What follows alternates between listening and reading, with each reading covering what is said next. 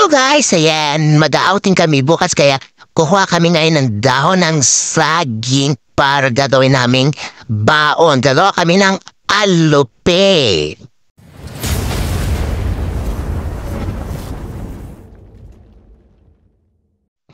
At ayan, nakakuha naman ako ng dahon ng saging at sa sobrang init kahit hindi ko na siya sa laban.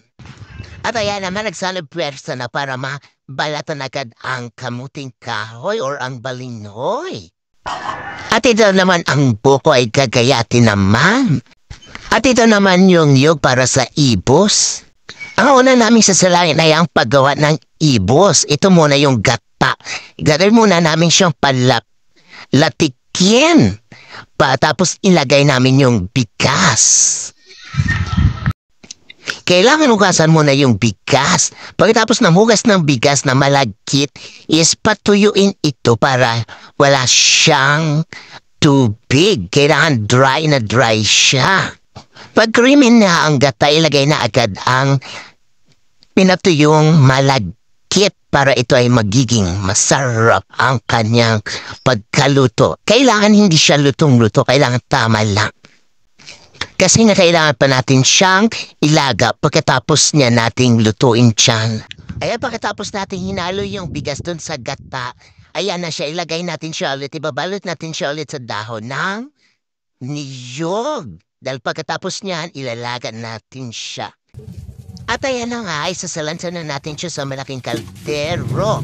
Kailangan masalansan siya maayos ang pagkasalansan. Pagkatapos, lagyan natin siya ng tubig. Kailangan magka-level sila ng tubig at kung gano'n siya karami, kung gano'n kataas para hindi siya masunog. At ayan na nga, naisalang na natin kasabay ng alupe. Ayan, dahil na-excited ang lahat, nakalimutan ko videoan yung pag-alis namin at saka yung mga bitbit namin na pagkain kung gano'n karami. Ayan, nagkataon naman na talagang malalim dahil high tide na sa paliko. Ayan na, kainan time. At ayan pa nga, may pahawal pa, inihaw na mamoy. At ayan, pagkatapos na kumain ni chocolate, gumawa ng sandcastle, bumalkalit siya dun sa dagat. Alam mo, galing-galing yan, no? At ayan na, gumawa nga siya, no, kaso nga lang chocolate. At ayan nga, may nakita naman si chocolate na isang napakalaking prutas at ang tawag daw dito is miracle fruits. At ayan na kami, nagliligpit na kami dahil pauwi na kami dahil hapon na. At saka meron din naman sila dito yung swimming pool dito sa La Cabana Resort. Flex ko lang yung aming kaldero, ang ganda no? I would like to thanks to our sponsors, Uncle Shirts. Thank you so much. At saka sa mga staff.